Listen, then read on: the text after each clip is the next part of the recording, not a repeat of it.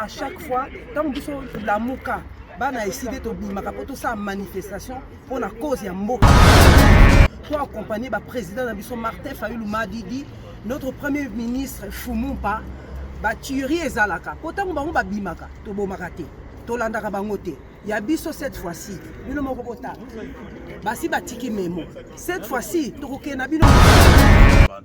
Mfumu nyonso ya kefwa bantu, beleza na cadre ya Congo, ba rebelle nyonso ya kufwa bantu na est. Ba yai nyonso kuvana na kati ya bitumba ya mefwa ba congolais. Boke kota bolo. Septembre, il y a une marche. Une makatu lo la no longo lo tambole tinena longile kinyo banale kiso bonanga bobo oloti bo. Pour défendre la démocratie ou dit en péril, ou dit au Congo. Tout le Afrique, nous CPI, tout le Kushia, Mukand, beaucoup, juge. Cette marche-là, sur toute l'étendue de la République, notamment dans les grandes villes de la République, est prévue le 15 septembre.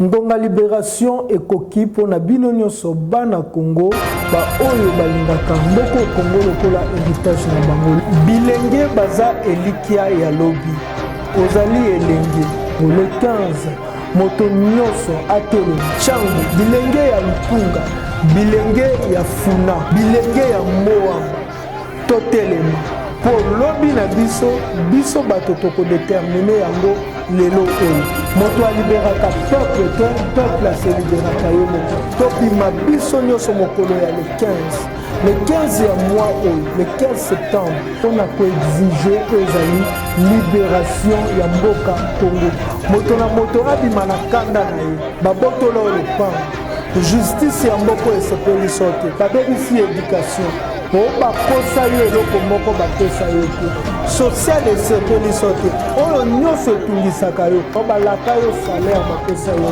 bato toza na bango liboso bakoyokaka peuple te soki peuple atelemi te balaka biso bakobongisa mboka bakobongisa banzela bakobongisa bopito basali yango te bima na kandana tokutana na nzela tosangisa bakanda nyonso po tozwa flamme ya libération po groupe ya bato moko bazwi mboka oyo mpe bakomi kokomisa ngo lokola ya bango président Martin Fayulu président Mozutu totika bango na kanda na bango mpo kanda na bango ezali bapondami esalama na ndenge esengi article 64 biso tokolonga bomoko Congo ekozala libere bana Congo tolibere Congo.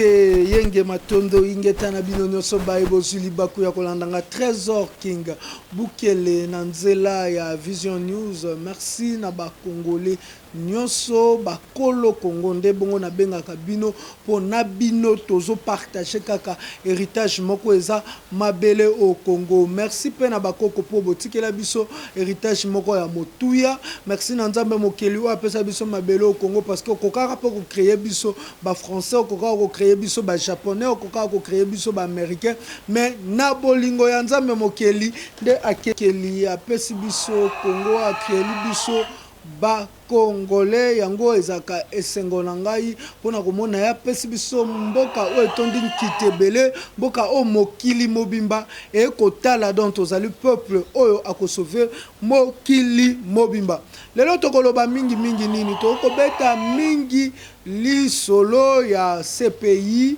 bandeko o bakinde ko déposer memo na bango na CPI ezali Serge Welo na bandeko ya SID nyoso oyo memo na bango ekotaki na kati ya CPI déjà po bayebisa communauté internationale topé bayebisa cour pénale internationale que bato oyo bako kamba mboko yo baza na intention ya kosala peuple congolais mabe toko annoncer batu marche ya le 15 ezali marche oyo Congolais nyoso akobima libanda pona avenir na ye ndenge nalobaki moto na moto akosimba kanda na ye yo osimbi kanda na moninga mosusu asimbi kanda tosala fusion bakanda na nzela que chacun apporte le feu de sa colère pour qu'enfin ce feu-là puisse s'unir et créer une flamme de libération. Pour comme ma flamme ya libération sangeli ba moto nyoso ba petit feu na biso nyoso et sanga poto kende na flamme ya libération. Déjà merci na yo Beni Dinganga Oazana Simabilili, merci na Sed Nzita Oazali na montage cette grande équipe technique à Vision News Edgar Mokonzi. Je vous dis un grand merci. Pena sengi bozola ngai ba image ya bandeko oyo bakendaki ce pays et bongo tozongi sima.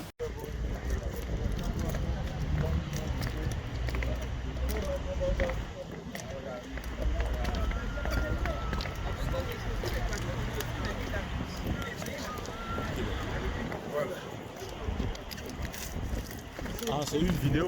D'accord. Et celui qui connaît Guy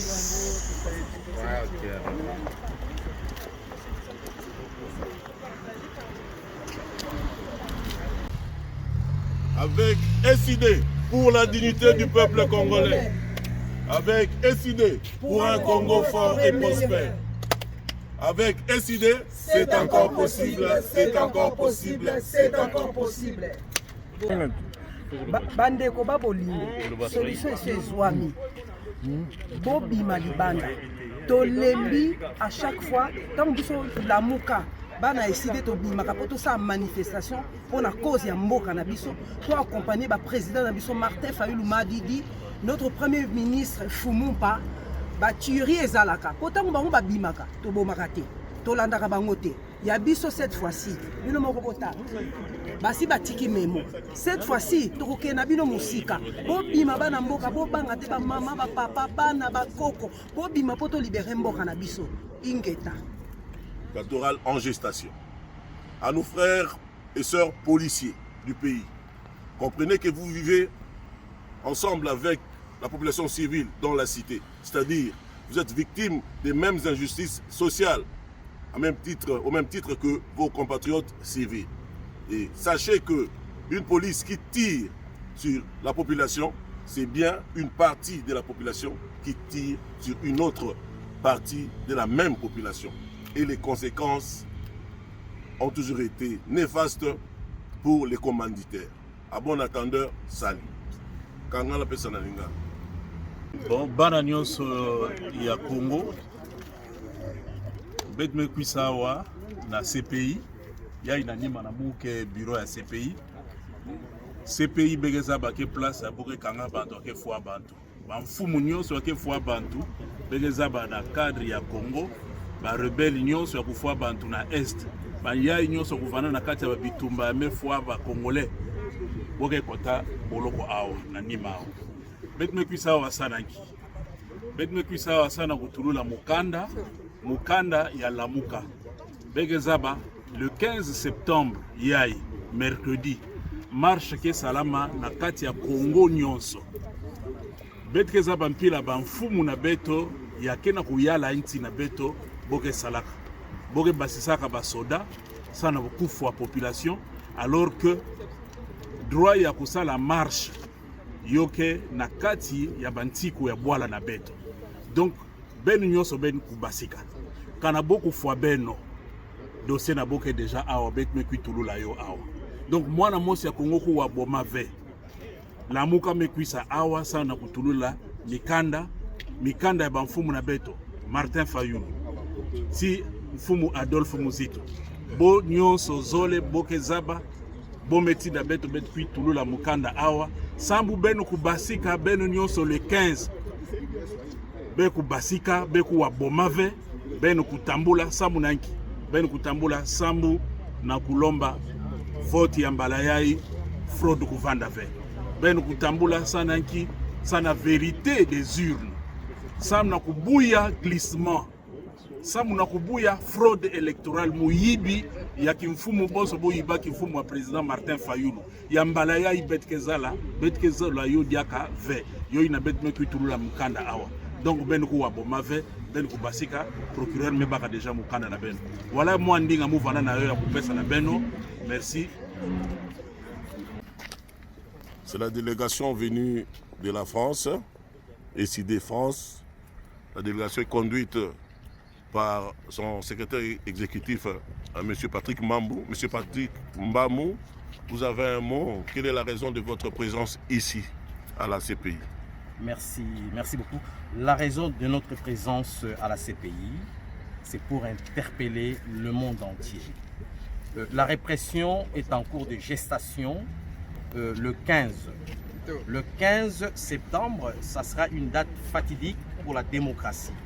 Le 15 septembre, le présidium de la MOCA doit démontrer au pouvoir illégitime que trop c'est trop, le peuple doit marcher, et j'appelle à la population congolaise qui se trouve sur toute l'étendue de la RDC, puisque la RDC a une superficie de 2 345 410 km². Levez-vous comme un seul homme pour cette journée du 15. Je vous remercie.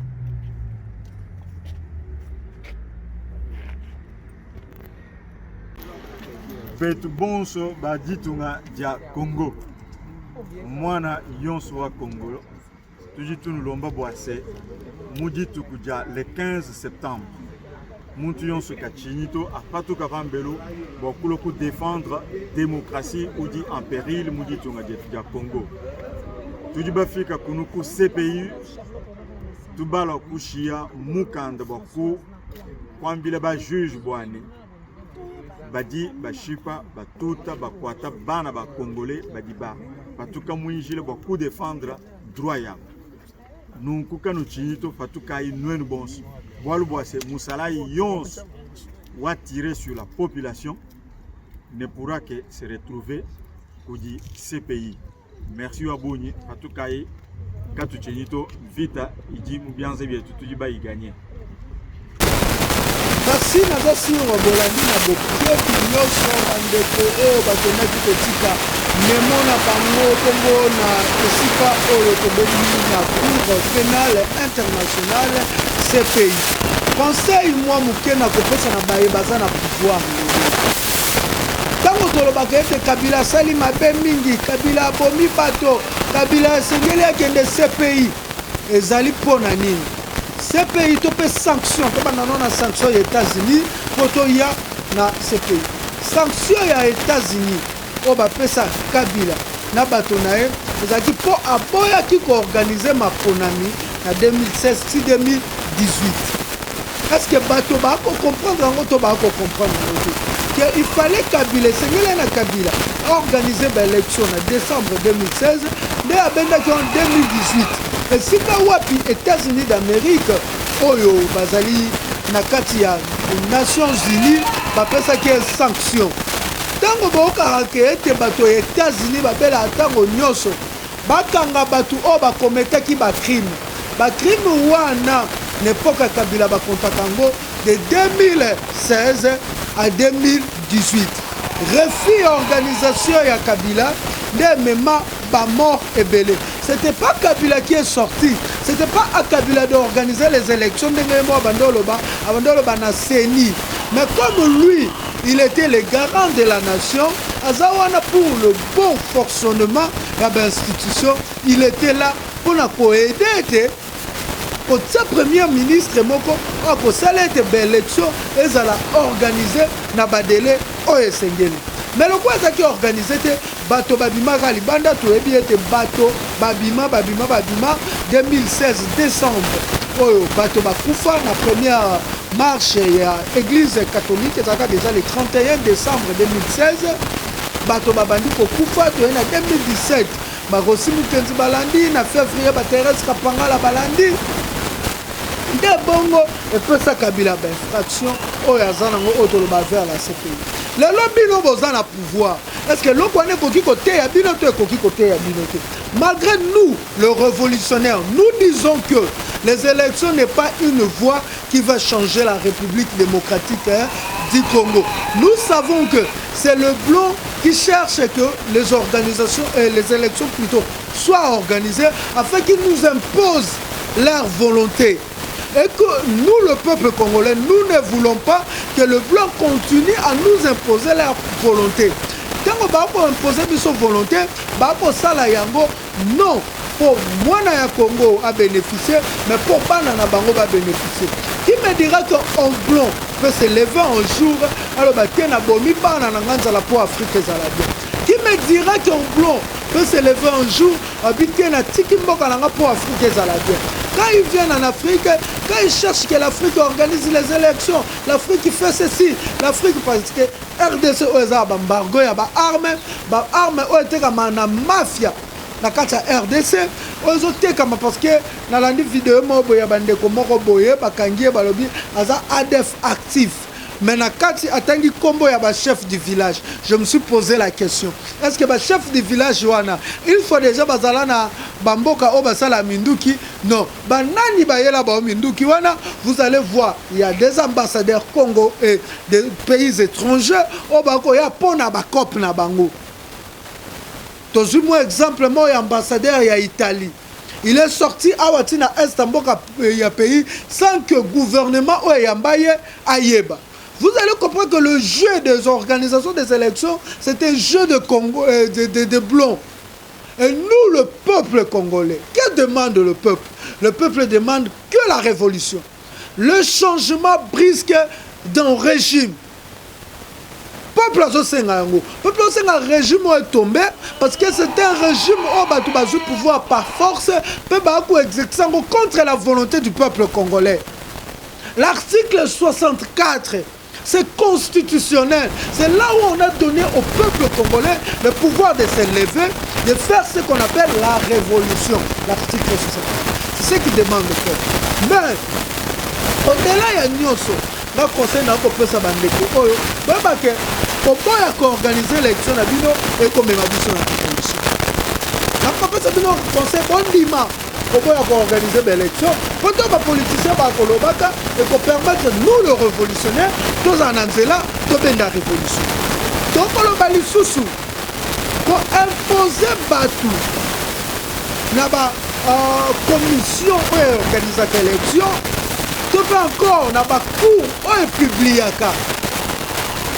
Résultat, vraiment publié, résultat définitif, et on peut notre pouvoir pour imposer Batou Nabino, va amener le peuple congolais à la révolte. Pourquoi nous devons révolter?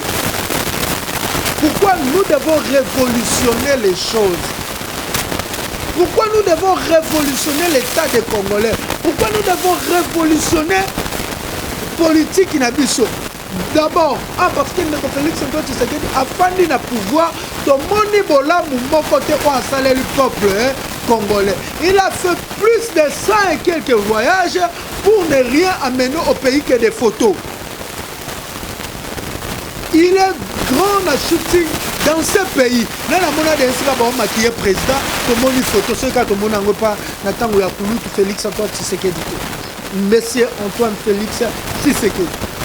Nani amona ba photo to ba image ya mutako pesa mosi ne fololo to mona oka novelas elenge ko silate ndeko to kulutu to pe monsieur Félix Antoine Tshisekedi amemeli biso novelas elenge ko silate mais loko alula na ba photo bo mona ke akenda ka Amérique akako kutana na mutombo Dikembe star ya babeba roni NBA star ya basket qui équipe na ezaka so NBA soki NBA akangi ba photo pendant que le Congolais bazo la batba ko investir na Congo, lui nous amène des photos. Et dernièrement, photo circulée à Félix Tshisekedi na Jacques Van Damme. Qu'est-ce que les Congolais ont bénéficié na yango? Tout la vérité, Félix Tshisekedi a kangi photo na Jacques Van Damme, biso ba Congolais permettre biso to bénéficier na Nini. Il nous apporte des photos, il nous apporte des vidéos, mais il ne nous apporte pas la solution pour que le peuple congolais a vivre bien en Bokane. Moi, je me pose la question. Tous ces gens qui disent Fati Béton, Tous ces gens qui disent la volonté politique, qu'est-ce qu'on appelle la volonté politique? La volonté politique, c'est quand quelqu'un sacrifie même temps à Moukié. La vie à peuple. Il a dit un jour que le peuple congolais va être bloqué, survie, toute vie à peuple congolais va être bloqué par Bata FCC. Il a demandé, Batela Biso Kulutu Mbosso na Mbosso, on a benabo Christopher, Pepe Mbosso na Mbosso, parce que Mbosso moko tozaki ya tango à Mobutu, Mbosso moko tosangisi na régime à Kabila, parce que la Kabylie toujours continue, donc Mbosso na Mbosso. Ceux qui ont changé le régime ailleurs, ils sont comme Mbosso na Mbosso na Mbosso. Ceux qui peuvent changer le sous-régime ailleurs, Mbosso na Mbosso na Mbosso. Mais la ministre le vieux Christopher Mbosso na Mbosso. Bazou bâti une assemblée nationale. Depuis bâti une assemblée nationale, bazou gouvernement, il y a ça Malukonde. Gouvernement, il y a l'homme capable, babenga bango, ba Marie-Jeanne Bololé, babanga Ketumbate, les warriors, babundaka. Gouvernement de Marie-Jeanne, bâti Libiso. Qu'est-ce qu'ils ont déjà débloqué la vie à ba Congolais? Ouais, il faut dans la zoba, il faut dans moto l'été, on soutenir l'insoutenable, il faut dans l'été, on accepter l'inacceptable. Ouais, collègue Kalamboko au Congo. Si aujourd'hui nous sensibilisons le peuple, c'est pas parce que Martin Fayoulou, moi personnellement je sensibilise le peuple parce que vie à peuple congolais dès qu'on a bongoté. Tout ce qui est la Kabiso et l'eau comment on est ça là. Sont comme tout n'a pas tout dans Kabila ou Meli 18 ans à Mboko pour Bolobate. Est-ce que les gens ont été allés voter le changement? Toi pas qu'il pour voter continuité à Kabila pour bondoyer bisa batu. Kabila ou Meli na Mboko bo salani. Kabila ou Meli na Mboko bolobani. Ah, Congolais, toko kende wapi. Mais était à Bango, a déjà mémo et qui tient à ces pays, Félix Tshisekedi sala keba, parce que les 15, ma benyo soyo ko sala Congolais, ma benyo so policier ko sala Congolais, et ko kitana mutuna yo. Et un jour, au côté Lema, Ozaki sanctionné, le président Royan a pouvoir nous voulons la tête de Félix Antoine Tshisekedi parce qu'il a commis des actions pendant le régime naïe et nous voulons sa tête. Nous voulons qu'il soit jugé, nous voulons qu'il soit livré. Moi, je pense que la meilleure façon de rediriger Mboko au Congo, ce n'est pas d'écouter ce que tes fanatiques aveugles, ce que tes dialélustes te disent, toi où mais dans le pouvoir, la meilleure façon de gérer ce pays, c'est de sauver le pays. Sauver ton pays. Pourquoi Bisso va révolutionner ton penser trop une élection? Parce que nous posons la question, une élection n'a pas nani. Une élection n'a infiltration à Makasi? Non. Une élection n'a pas président au Bakolinga Koyoka peuple? Non. Il y a donc soutenir révolution. Pourquoi la révolution? La révolution, on a dit sa maturité à peuple congolais. Président Touakoya après révolution, en comme on bang à peuple. Alors, il faut un peuple. Ce peuple a dit que non, nous voulons trouver une solution, ou voir une solution concrète dans la situation de ce pays à cause de pulmoner pour appeler ce peuple solution concrète. On n'a pas dit que ceux qui n'ont pas libéré révolution. Pourquoi nous voulons la révolution? Parce que le peuple et le président qui va venir après la révolution, comme un peuple, ceux qui n'ont pas ce peuple loco, ceux qui n'ont pas ce peuple loco, à côté les mains, à Kobengananga. C'est pour cela que nous disons au peuple congolais, la révolution est allée kaka pour la Kobongisa vie, non mais vie à politique. Qui vous dit que Tobunaka pour le président Fayoulou comme président? Non. Aujourd'hui, nous avons quoi il s'en a leadership. Nous pouvons utiliser aujourd'hui la population de Martin Fayoulou Madidi pour libérer le peuple congolais, pour libérer ce pays. Moi, Trésor King Bukele, les gens me posent la question. Est-ce que l'amour que c'est sous espoir pour libérer le Congo? Est-ce que l'amour que c'est quelque chose? Pourquoi ne pas critiquer Martin Fayoulou? Aujourd'hui, je prends ce courage de dire à tout le Congolais. Si aujourd'hui Trésor King sort dans le micro pour critiquer Martin Fayoulou, ça veut dire que je donnais des béquilles à Félix Antoine Tshisekedi. Je n'aimerais pas donner des béquilles à Félix Antoine Tshisekedi parce qu'il va dire au pouvoir. Je montre au peuple congolais le bien et le mal. C'est au peuple congolais de juger. Félix Antoine Tshisekedi est le bien ou il est le mal du Congo. C'est au peuple congolais de juger. Martin Fayulu, il est le bien ou il est le mal du Congo. Mais au-delà de tout, j'appelle la population congolaise. Je ne dis pas la population de la Mouka. La population congolaise. Quand on dit la population congolaise, il y a le gens de l'UDPS, il y a le gens du parti de Christopher Mbosso, il y a le gens, le membre de la Mouka, il y a le membre de l'ensemble de Moïse Katumbi, il y a le membre de Melser qu'on appelle pour le changement. Pourquoi pas le membre de FCC? Si aujourd'hui FCC sortait pour la libération du Congo, si aujourd'hui l'UDPS sortait pour la libération du Congo, moi Trésor King, je vais soutenir. Pourquoi je suis pour la libération du Congo? Mais s'il sortait pas pour la libération du Congo, mais pour valoriser le nom de Fachi Beton, s'il sortait pas pour la libération du Congo, mais pour sauvegarder le pouvoir dans l'UDPS, pour faire de sorte que l'UDPS reste au pouvoir pendant 3, 4, 5 mandats, comme a dit Jean-Marc Abound un jour au stade des Martyrs, que l'UDPS est au pouvoir, sera et il restera au pouvoir. Si je vois que ces gens-là sortent dans la rue pour soutenir Jean-Marc Abound, soutenir l'UDPS, là je ne viens pas. Mais si c'est pour les Congo, Trésor King sera là. Votre Trésor King, je serai là.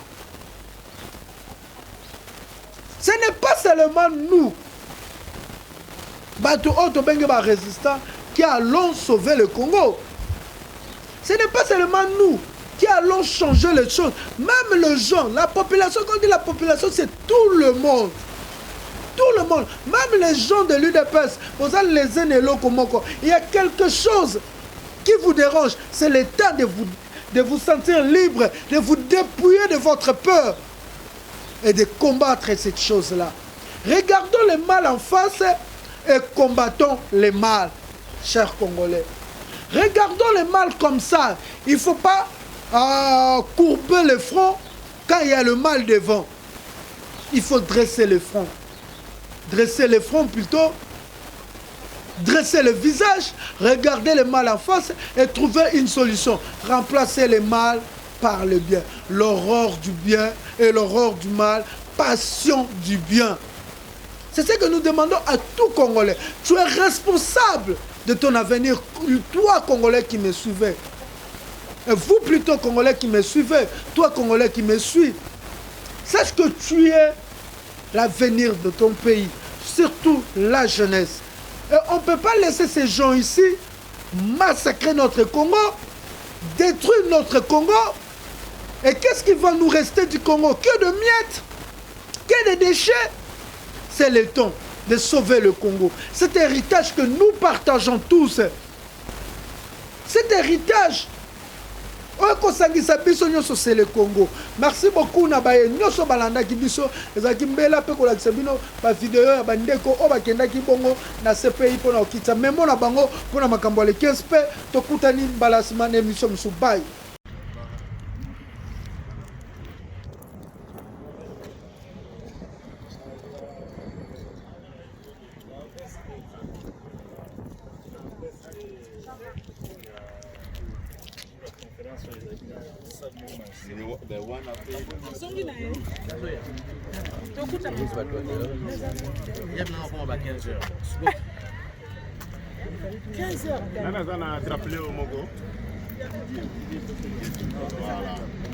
C'est là où je me rappelle. Un mot.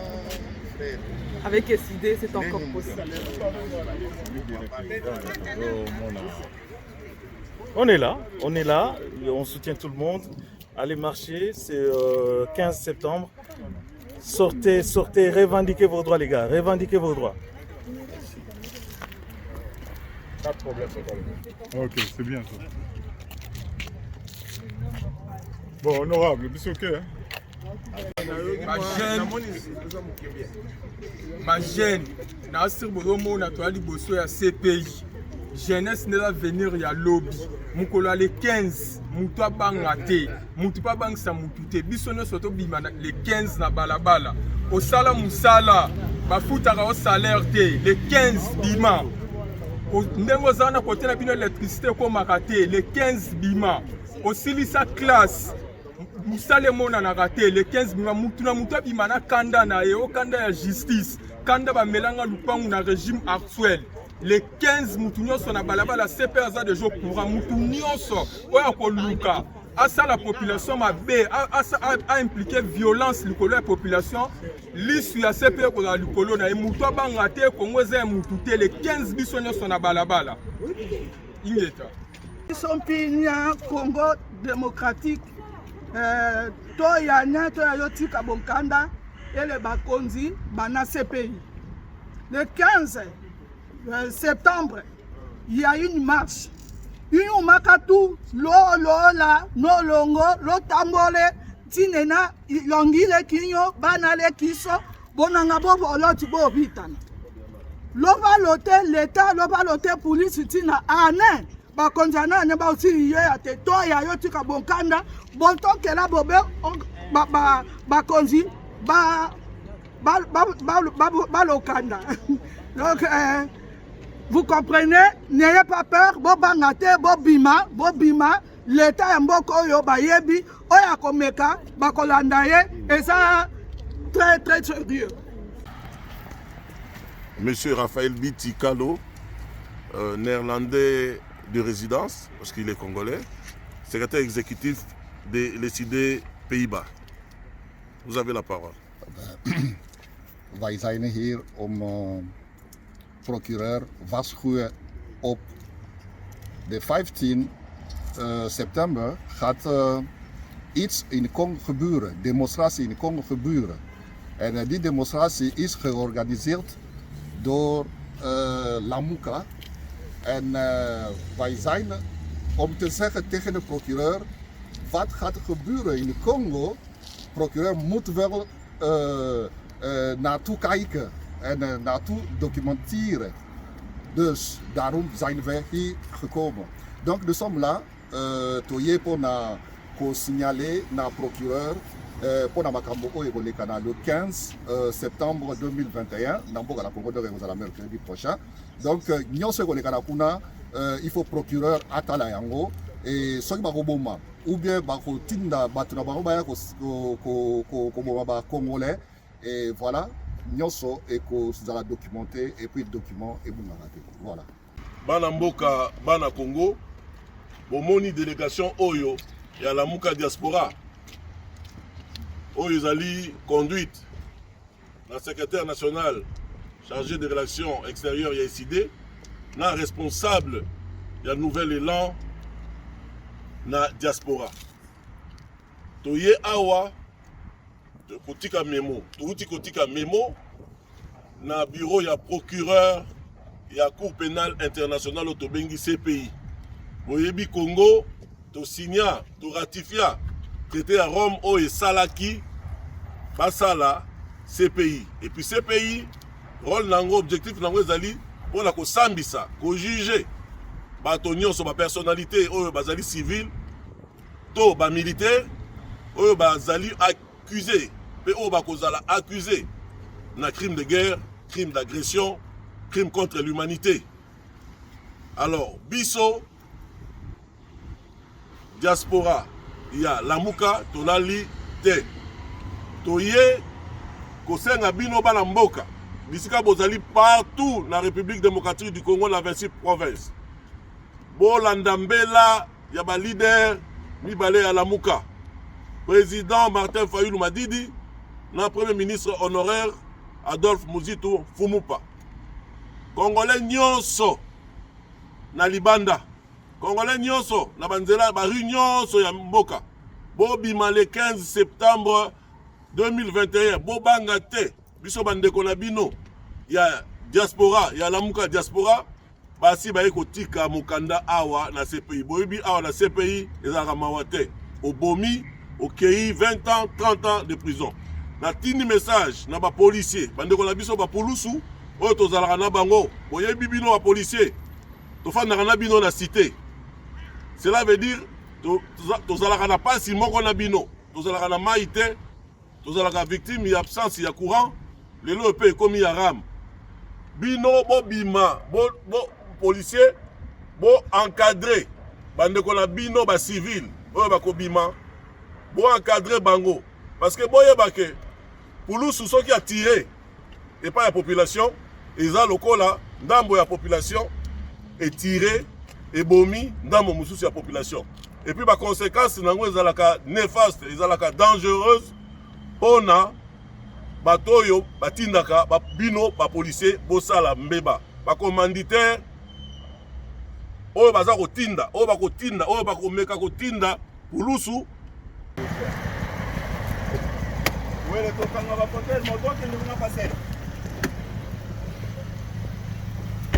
C'est la délégation, la Mouka Diaspora. Ça, c'est nos sœurs, la Mouka Diaspora. La Mouka Diaspora, oye! Oye! La Mouka Diaspora, oye! Oye! Oye!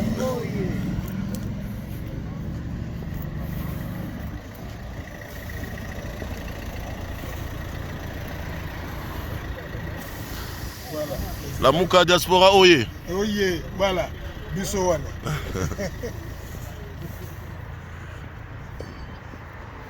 On est là, mon frère. Ouais. On est là. Les Parisiens. On est ensemble. On est ensemble.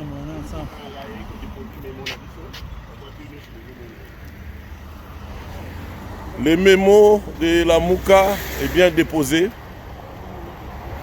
au bureau du procureur de la CPI en rapport avec la marche nationale du mercredi 15 septembre 2021. Congolais Bima Libanda, Kobangate, dossier déjà dans la CPI. Donc, oya Koboma, oya Kokanga, oya Kosala violence, aïbaki Kosala documenté, baza déjà tenu informé.